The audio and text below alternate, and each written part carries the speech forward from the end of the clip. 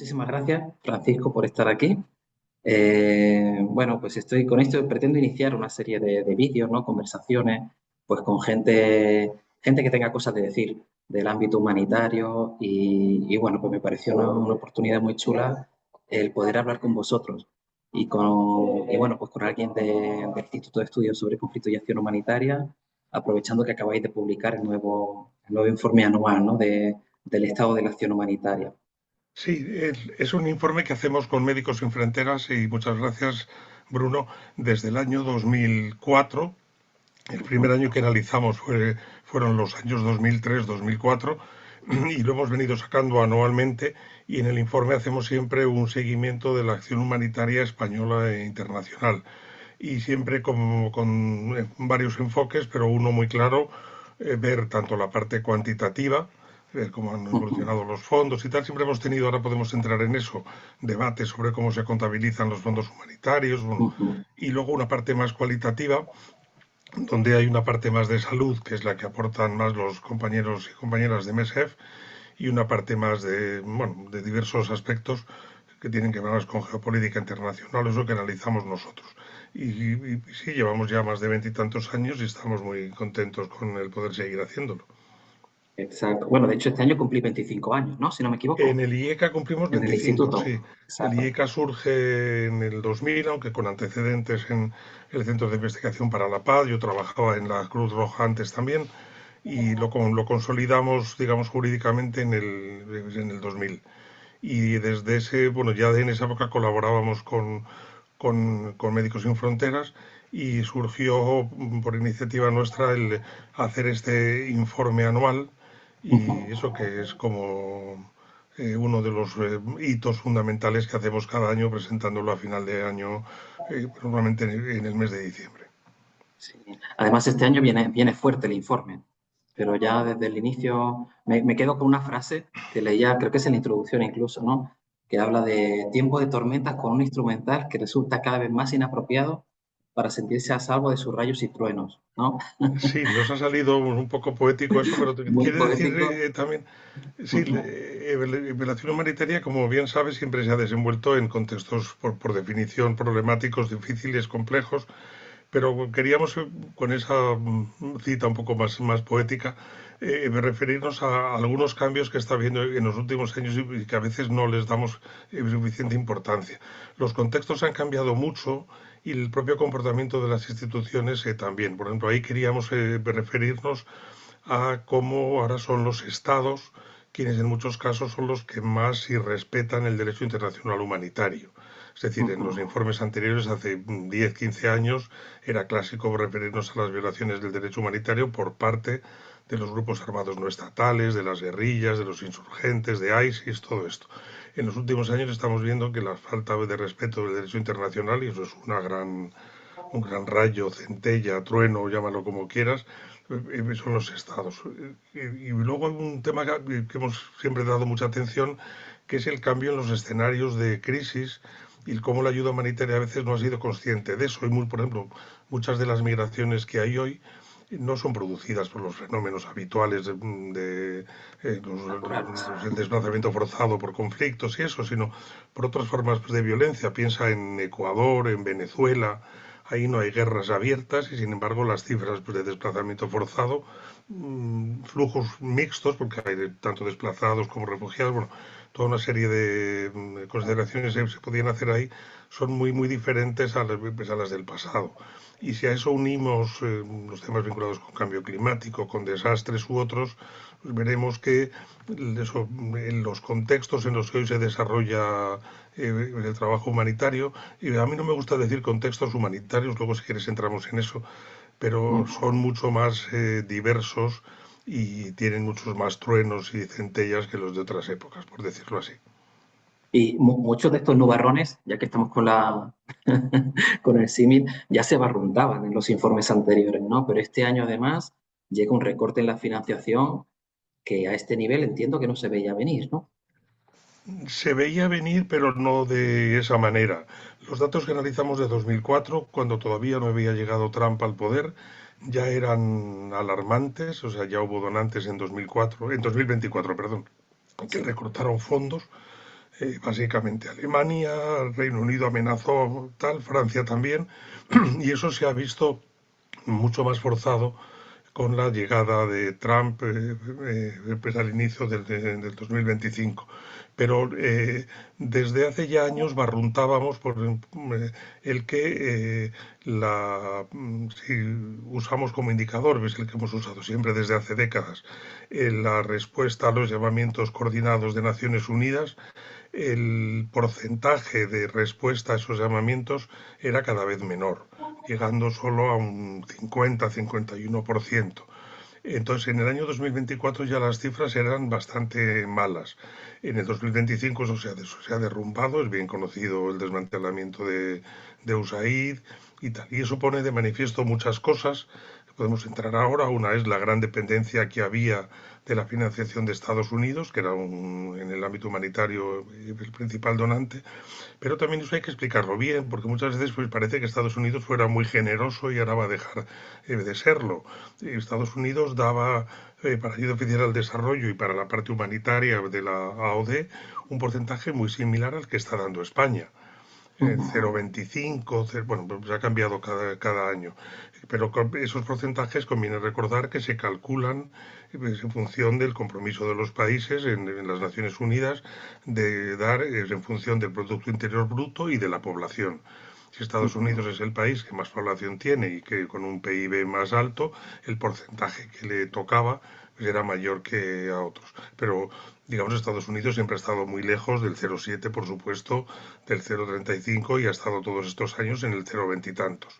Entonces, bueno, el sistema humanitario tal vez se concentró demasiado en muy pocos donantes, eso lo analizamos en el informe, y el desmantelamiento de la USAID pues hace que eso sea muy, muy relevante ahora. Pero hay que analizarlo en un contexto tanto temporal como de distribución geográfica, que es un poco el que te estoy comentando. Ujú. Y sí, no, y además, por supuesto que USAID no es el único donante, o no era el único donante tampoco, aunque sí que era muy visible, ¿no? Este cambio, porque sí que se veía viendo venir con los años como esa reducción, ¿no? Además de muchos donantes, pero a lo mejor más paulatina o, desde luego, un poco más ordenada o avisada, ¿no? Este último cambio, ¿creéis que es un golpe puntual, que es un cambio que ya ha venido para quedarse y que toca reinventarse desde aquí? Puede que cambie el escenario. Imagino que es muy difícil prever el futuro, pero No, pero yo creo que sí ha venido para quedarse, tanto en el ámbito de la ayuda humanitaria, que es el que nosotros analizamos más, como en el de la ayuda oficial al desarrollo, donde se enmarca la ayuda humanitaria. Yo creo que el papel de la ayuda o de la cooperación internacional para el desarrollo, como nos gusta decir más en España, ha cambiado en los últimos años, ha dejado de tener menos interés, eso que algunos autores llamaban el poder blando, eh, ujú, que bueno, la cooperación era una de las formas fundamentales de poder blando, y muchas superpotencias prefieren otras vías de actuación, y la ayuda oficial al desarrollo pues, y la acción humanitaria está pasando a tener una funcionalidad diferente a la que tuvo en otras épocas. Y eso es lamentable, pero yo creo que eso ha venido para quedarse. Si a eso sumamos las incertidumbres económicas generadas por los aranceles, el aumento de la conflictividad internacional, el aumento del gasto en armamentismo, todo ese tipo de cosas, creemos que el contexto internacional está siendo poco favorable para la cooperación internacional y para la ayuda humanitaria en particular. ujú. En este nuevo escenario, ¿no? Algunos sectores ya habían empezado, bueno, ya el año pasado hubo muchos reajustes en muchas organizaciones humanitarias. Este año yo creo que ya ha sido el año donde eso prácticamente se ha institucionalizado, ¿no? El reorganizarse para reducir costes, reducir duplicaciones, hacerse más eficaz. ¿Qué estructuras tienen que plantearse todo esto? ¿Cuáles son las Yo creo que que... ahí el sector en general, y sé que es un poco fácil decirlo, no ha sido suficientemente rápido en entender estas señales y ha mirado siempre muy al interior. Y yo creo que, por ejemplo, que nosotros hicimos hace 2 años ya una gran evaluación para varias agencias de la ONU en toda Latinoamérica sobre mecanismos de coordinación y ya Ujú. decíamos en esa época algo que era obvio, la duplicidad de mandatos entre ACNUR y OIM, el solapamiento de funciones entre FAO y PMA, bueno, la duplicidad del trabajo de muchas agencias con los propios gobiernos locales y el sistema estaba muy cómodamente instalado y no ha sabido prestar suficiente atención a eso. Y digamos, ahora la estamos teniendo que tomar de una manera mucho más traumática, con lo que eso es malo también. Pero yo creo que el sector ha ido mirando muy hacia adentro en los últimos años y no ha sabido entender que esto venía, creo yo. Pero claro, ahora para muchas agencias esto puede ser muy dramático, pero no creo que haya que verlo desde el punto de vista más organizativo de las agencias, sino desde el impacto que tiene sobre las poblaciones afectadas. Ujú. Es decir, cuando uno lee informes ahora, incluso de Naciones Unidas, del famoso reseteo humanitario, a veces parece que se sigue mirando muy al interior, a los aspectos de personal, que por supuesto que son relevantes, Ujú. pero bueno, o a los aspectos más organizativos, que haya que llevar las oficinas de Ginebra a Roma o a Dakar o a donde fuere. Y yo creo que hay que pensar más en el coste humano que eso está teniendo y si está siendo claro, y en el sector de salud, que es en el que tú trabajas, muchos programas se están teniendo que cerrar y eso es un drama para el sector. Y es evidente, bueno, si quieres hablamos ahora, pero que el sector tendrá que irse reconfigurando, ya lo está haciendo, tratando de priorizar, vamos, sus actuaciones y todo este tipo de cuestiones que podemos ver ahora con más detalle. Ujú. Yo sí que quería mirar un poco como los flujos de financiación humanitaria, ¿no? Cómo discurren y tal, para también entender qué flujos se interrumpen y cómo toca reajustarse frente a eso, ¿no? Eh, hay un gráfico que a lo mejor luego Sí, cuando haga sí, el sí, no, montaje pues lo lo pondré. comentamos ahora porque es un gráfico, bueno, Exacto. no, pregunta No, no, de, es un gráfico que, bueno, que se alimenta, ¿no? De los datos del Financial Tracking Service de del OCHA FTS, sí. y que Lo único que es un es gráfico que enorme. cuando lo recibimos nosotros Sí, nos sorprendió también, porque y lo decidimos lo mantener y se ha publicado y está muy grande, a página entera, pero creemos que no expresa correctamente la idea. Vamos a ver, el ajá, Financial Tracking System, no, el FTS, no exige un desglose de los gastos en así es. cómo se desagregan ya hasta su llegada a las poblaciones beneficiarias. Entonces eso deja esa parte en gris que tú, bueno, que, que parece como que no hay transparencia en dónde están esos gastos. Cuando se hacen evaluaciones, nosotros hemos hecho muchas evaluaciones pues, de proyectos humanitarios, esos gastos, por supuesto, están desagregados. O sea, se sabe, Claro. por ejemplo, algo que no se conoce mucho. Gran parte de los fondos mayoritarios que van a las agencias de la ONU finalmente se ejecutan a través de lo que se suelen llamar los implementing partners, es decir, ONGs, tanto internacionales como locales, pues en el terreno. En esa Ujú, gráfica que decidimos publicar no viene reflejado eso. Es decir, no ujú, viene como gran parte de los dineros, vamos a decirlo así, que van a las agencias de la ONU, luego se ejecutan pues, en el terreno por otros actores. Y tampoco viene el cómo eso va a cuestiones alimentarias o a salud o claro. a otros insumos, ¿no? Entonces, la gráfica es un poco confusa y creo que la deberíamos haber explicado más, porque da una Ujú, idea que es la que tú has captado muy bien de bueno, de una falta de transparencia. Y yo creo que el sector en el último tiempo, más allá del Financial Tracking System, se ha ido generando mecanismos de rendición de cuentas un poco mejores. Yo creo que en la edición del año próximo deberemos de ser más cuidadosos, reflejando en una transparencia similar más la desagregación de datos pues a la que podamos llegar. Pero ujú, sí, es cierto que hay cosas que por ejemplo, lo que tiene que ver con gastos administrativos en las grandes agencias, costes de transacción o costes de logística, no se reflejan bien tal y como se reporta ahora por parte de los donantes al Financial Tracking System. Ujú.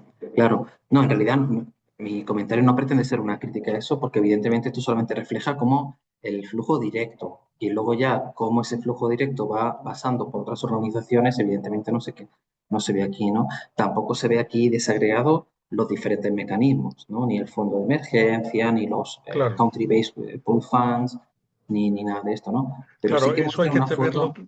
Ajá. sí.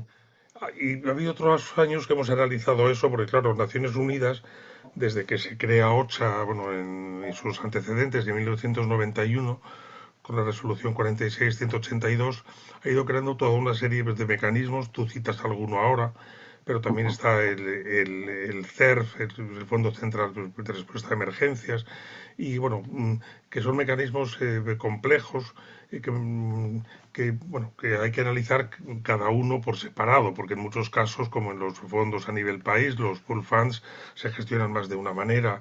Y ha habido años que sí hemos analizado esa parte más de la tecnología de la financiación humanitaria.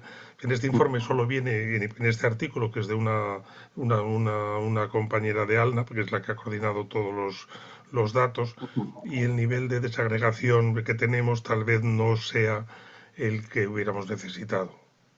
Ujú. Otra cosa que también sale, que se ve muy visible, ¿no? Y que además creo que sí que refleja muy bien la realidad, es que en ese flujo de financiación humanitaria los actores locales, o bueno, ONG locales, quedan muy infrarrepresentados, ¿no? Como no reciben apenas financiación directamente y luego, aunque sí que reciben ya de forma indirecta, no es tan visible, ¿no? Y ahí sí que hay como una reclamación un Sí, ahí yo poquito. creo que eso sí que es un tema que es de los más problemáticos. Desde el año 2016, en la Cumbre Mundial Humanitaria que hubo en Estambul, se llegó a se consolida ese término de la localización, con ese mantra de que la ayuda debe ser tan local como sea posible e internacional solo cuando sea necesaria, para romper lo que está siendo justo al revés. Y entonces ahí sí que los avances han sido muy, muy escasos. Y eso sí creo que es criticable. Los escasos avances pues, en localización desde el 2016, ya pasan casi 10 años, han sido muy, muy escasos.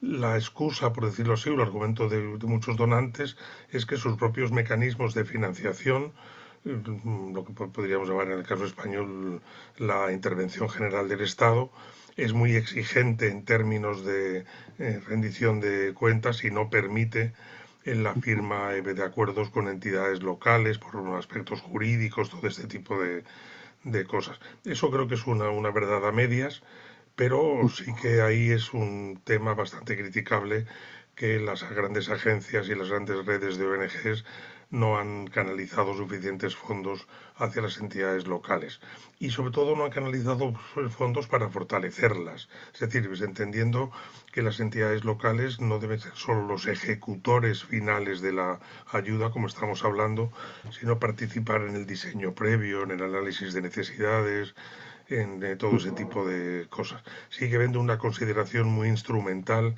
de los actores locales, tanto públicos como privados, que creo que no es compatible con esta visión de verdaderos socios que tiene que haber en el ámbito humanitario. Sí, parece claro, además, yo creo que también sale de vuestro informe, ¿no? Que no es solamente una cuestión de dar más fondos, sino incluso redefinir mandato, pero de dar más poder, más opción de participación en toma de decisiones también, de las que muchas veces no se les invita a participar. Sí, sí, por supuesto. Ahí ha habido y hay cosas que sí podemos hablar también que se han interpretado creo que incorrectamente. Es evidente que en un escenario de conflicto, Ujú. donde bueno, pues cualquier actor local tiene toda la legitimidad para tomar posición con uno u otro actor del conflicto. Es decir, pedir a un actor local una visión de los principios y valores humanitarios similar a los actores internacionales, creo que no es correcto. Pero dicho esto, la mayor parte de los actores locales eh, tienen interés, de los actores humanitarios estoy hablando, no de los actores políticos o de otro tipo, tienen interés en trabajar con respeto a los principios humanitarios, básicamente al principio de imparcialidad, y creo que esta visión de los principios que hemos tenido a veces un poco restringida o un poco limitada, creo que ha bueno, ha sido pues, malinterpretada en los contextos locales y eso debería de ir cambiando. Y al mismo tiempo es entender eso, cuál es el valor añadido que los actores locales pueden dar, ya digo, no solo en términos de ejecución de los proyectos, sino de conocimiento previo y tal. Pero ahí habría que ser conscientes de otra cosa que todavía creo que no somos suficientemente conscientes, que es la necesidad de fortalecer previamente a esos actores locales. Es decir, creer que tras una gran emergencia trabajar con organizaciones que no han tenido experiencia previa puede ser útil, pues bueno, puede serlo, pero puede generar también problemas porque no son organizaciones que hayan tenido una formación o capacitación previa para poder afrontar eso. Hay experiencias muy positivas en el ámbito humanitario desde hace décadas, qué sé yo, en el caso del huracán Mitch en 1998 en Centroamérica no había organizaciones humanitarias, por así decir, salvo la Cruz Roja, pero las organizaciones internacionales fueron capaces de basarse en organizaciones más generalistas, en organizaciones toderas, como decían allí de broma, de derechos humanos, de medio ambiente, de género, que vinculadas con la emergencia fueron creando capacidades para adecuarse pues, a esa situación. Eso se ha hecho pues, en muchos casos, pero bueno, es algo que en el mundo de hoy hay que hacer de una forma más planificada.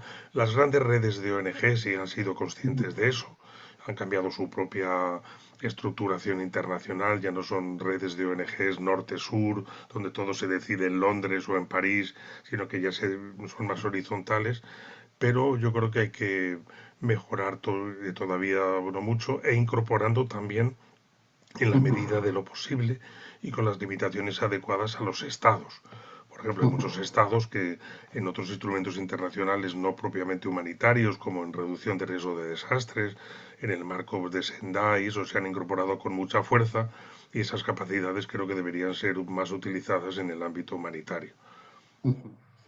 eh, con este replanteamiento, ¿no? Bueno, más que replanteamiento, seguir avanzando, pero seguir avanzando con mucho más compromiso del que había antes por esa apuesta por la localización. ¿Dónde quedan las organizaciones internacionales? Y sobre todo, pero ¿qué diferencias deberían tener en su mandato eh, agencias de Naciones Unidas y ONGs internacionales? Porque no es lo mismo, ¿no? Hay que hacer aquí una Sí, distinción. sí. ¿Cómo se configuraría ese mandato? Comenzando por las ONGs internacionales, yo creo que habría que, bueno, las ONGs internacionales siguen siendo muy importantes en el ámbito humanitario, no solo en términos de que canalicen recursos, sino también en que canalizan, digamos, saber hacer, know-how. Es decir, nadie niega que en el ámbito pues, de salud, Médicos Sin Fronteras, Médicos del Mundo, incluso Asociación contra el Hambre, otras ONGs aportan experticia muy grande, o en términos pues, de niñez, Save the Children, o en alimentación, otras muchas. Es decir, las ONGs aportan eso, pero deben aportar más tareas de incidencia, de advocacy, de presión sobre los actores políticos. Deben ser, yo creo que recuperar más sus tareas en lo no asistencial, en lo que es protección, temas de no hemos hecho referencia todavía a eso, pero creo que al hilo de los recortes en el ámbito humanitario y en esta hiperpriorización hacia los proyectos más de salvar vidas o de necesidades humanas básicas, hay un riesgo de que se olviden las tareas de protección, de defensa del derecho internacional humanitario, de los derechos humanos, de derechos pues, de las mujeres, niños y niñas, todo eso. Entonces yo creo que ahí las ONGs deben continuar con esa tarea. Siguiendo con esta línea, con una tarea que en el pasado fueron muy relevantes y que ahora ha ido un poco a la baja, que es en el mantenimiento de la sensibilidad de la opinión pública de los países donantes hacia estos temas. Mucho me temo que las cuestiones humanitarias o de cooperación para el desarrollo en general ya no forman parte de las agendas políticas al más alto nivel, como fueron en los años 90. En países como en España aún seguimos viviendo un poco al rebufo de las movilizaciones del 07 en el año 94, en la educación para el desarrollo o la educación para la ciudadanía global, como aquí nos gusta llamar ahora, es útil, pero hay que fomentarla todavía pues, mucho más para mantener opiniones públicas más informadas, que presionen más a los gobiernos para sus compromisos humanitarios, que den más fondos también, ¿por qué no decirlo? Yo creo que ese mandato de las ONGs habría que recuperarlo más allá de las tareas asistenciales. Con respecto a las organizaciones de la ONU, yo creo que uno de los principales problemas es aumentar la coordinación y el trabajo conjunto. Es decir, la ONU lamentablemente se fue convirtiendo poco a poco en un actor, sé que es fácil decir esto, pero muy burocratizado, con grandes problemas de ineficiencia, con maquinarias muy pesadas, y yo creo que hay que simplificar eso, bueno, bastante. Pero los mandatos fundamentales de muchas agencias, el mandato de ACNUR, de protección y asistencia a la población refugiada, el de UNICEF, o el de agencias que no son de la ONU, como el Comité Internacional de la Cruz Roja u otras, debe vamos, de mantenerse totalmente. Y los mecanismos de trabajo conjuntos de la ONU o de las agencias de las Naciones Unidas con las ONGs y con los actores locales, como el Comité Permanente Interagencia, lo que es, bueno, el IAS, como llamamos en el sector, deberían de potenciarse todavía más. Y bueno, el sistema desde la creación de OCHA ha caminado a ser un sistema muy basado en las Naciones Unidas. Eso no ha estado mal y ha fortalecido pues, el sistema humanitario, pero es evidente, como tú sugieres con tus preguntas, que en épocas de crisis y de reducción presupuestaria ese sistema debe no solo resetearse, sino replantearse y contar mucho más con capacidades de otros sectores, ser capaces de incorporar de otra forma pues, al sector privado. Bueno, yo creo que En, las cosas van por ahí. en ese nuevo esquema, todas estas cosas que comentas, ¿hay ideas que provengan de organizaciones locales? ¿Están siendo también propositivas en cuanto a la Sí, manera? sí, ya lo fueron desde la cumbre humanitaria de 2016 y digamos son muy propositivas, pero sobre todo bueno, en materia de que se respete pues, su función, se reconozca pues, su valor añadido y por supuesto que se les apoye financieramente, pero también en relación con su relación con los propios gobiernos. Y eso es algo que es muy complicado ahora. Mucha gente puede que no conozca que en muchos países están aumentando las legislaciones de control de la sociedad civil y de las ONGs, y no solo en países como Rusia, que son los ejemplos que se ponen siempre. En muchos países de América Latina también están aumentando pues, las legislaciones que limitan pues, el trabajo de las ONGs o que quieren controlarlas, y yo creo que ahí hay que dar más apoyo, por decirlo así, en el mejor sentido de la palabra político, al rol que cumplen las ONGs locales. Ok, me gustaría volver a un par de temas que has mencionado antes, porque creo que tienen un peso aquí tremendo, ¿no? Uno es el tema de la priorización de necesidades. Anoté una frase del informe porque me parecía pues, muy coherente, ¿no? Eh, Era algo así como hay que invertir en prevención, preparación y acción anticipatoria, incluso sabiendo que esto puede limitar aún más la capacidad de atender las necesidades actuales. En esa discusión sobre qué priorizar, ¿no? Después del informe ha salido el Global Humanitarian Overview, ¿no? Este panorama humanitario mundial.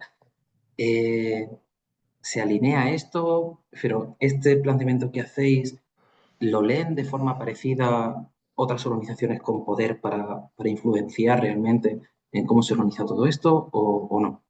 Yo creo que ahora, y el Global Humanitarian Overview es un ejemplo de eso, al hilo de los grandes recortes se ha producido un cierto paso atrás.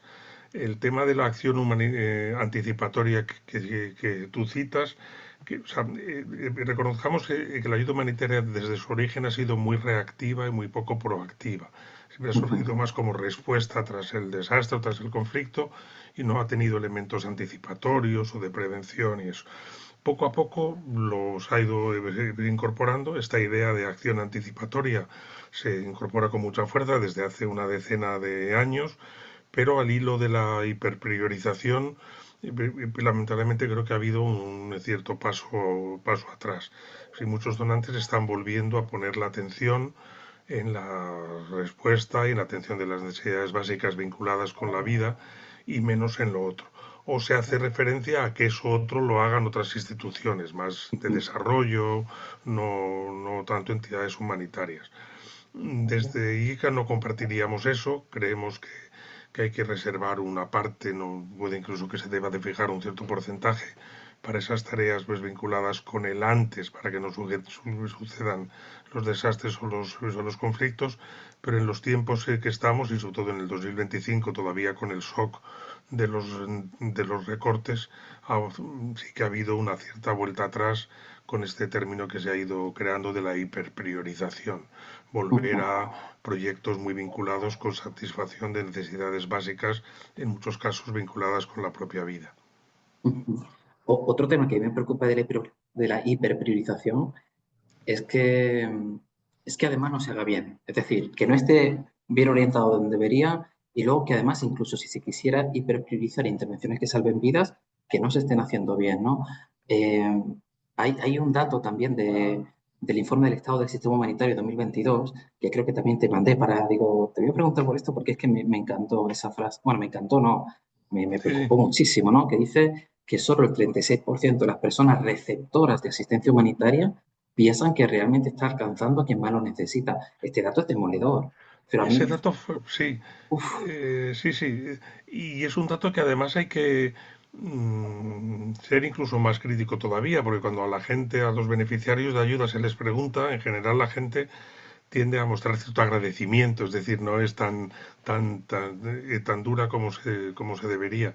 Pero sí fue un dato que mucha gente discutió cuando se publicó, pues, en 2022. Es difícil ver la opinión de las personas.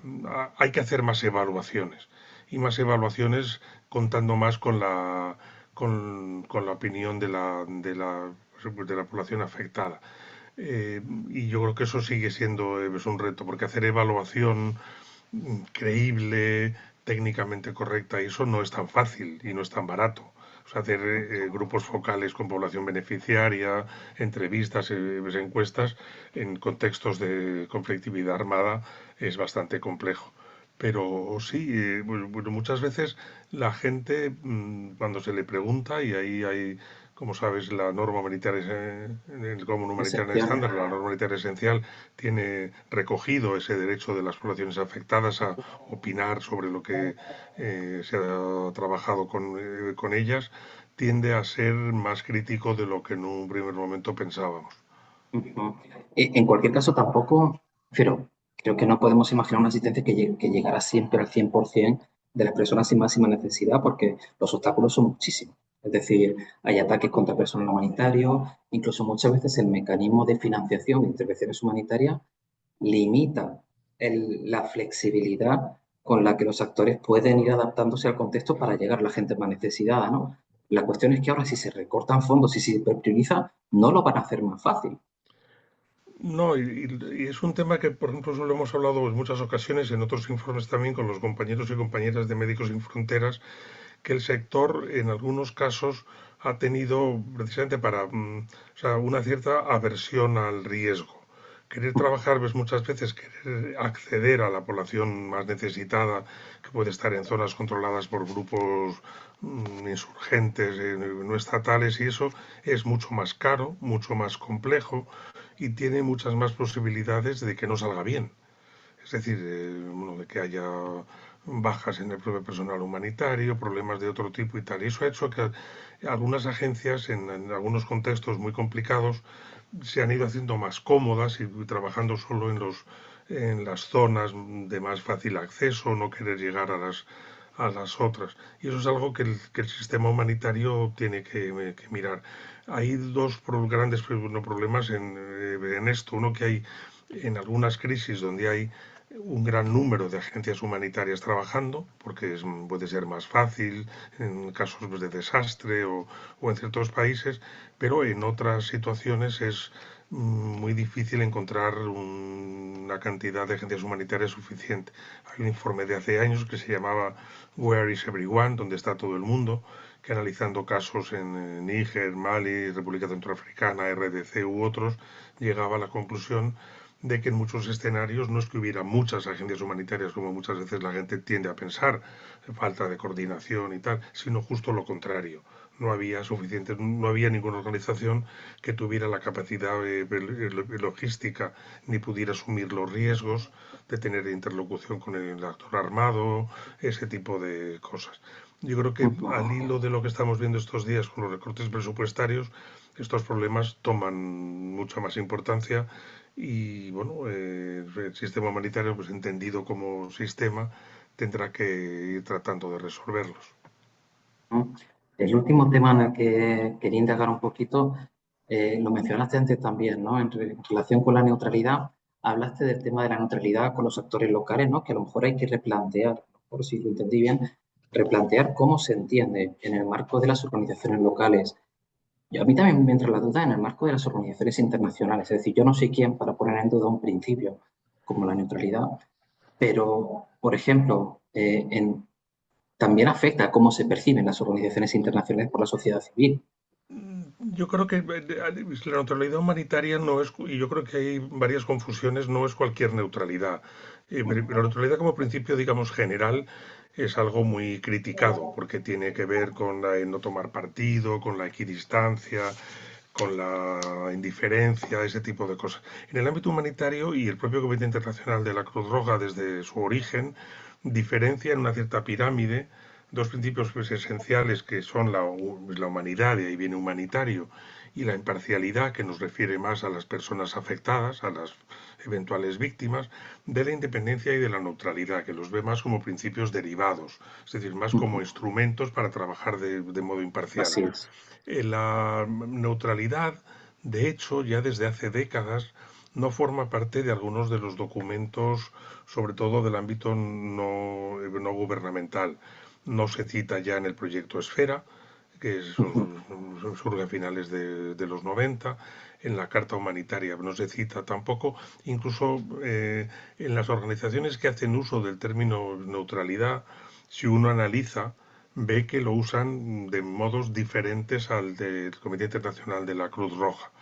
Yo en los másters es uno de los trabajos típicos que suelen cargar a los y las estudiantes es eso precisamente casos de estudio pues, sobre diferentes interpretaciones de la neutralidad pues, en diferentes contextos. Entonces yo creo que la neutralidad, digamos, pues, entendiendo que en el ámbito humanitario no es cualquier neutralidad y que no tiene que ver con la indiferencia ni con nada parecido a eso, es un